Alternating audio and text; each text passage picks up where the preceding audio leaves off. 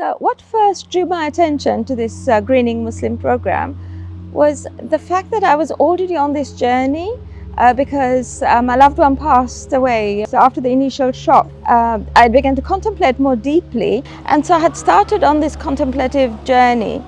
And when I saw this program advertised, I thought, yeah, that'll be really good. So it's lovely to do the theoretical stuff where we are thinking for ourselves, and then to actually go out into the wide world. And and we've so we've been up the mountains, and then we've been along the river and had the connection with water, and now it's with the soil. So it's been really wonderful. Yeah, I would say don't hesitate. If you want to join it, do join it, because actually not only will you benefit in this world, because your connection will be deeper, you'll be more heart engaged, your heart will be engaged, and you'll be you'll have a deeper contemplation, apart from all of that, in this world where you'll benefit so much.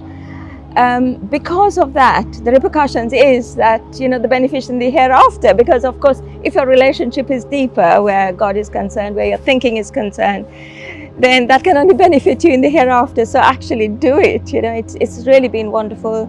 It's far surpassed my expectations.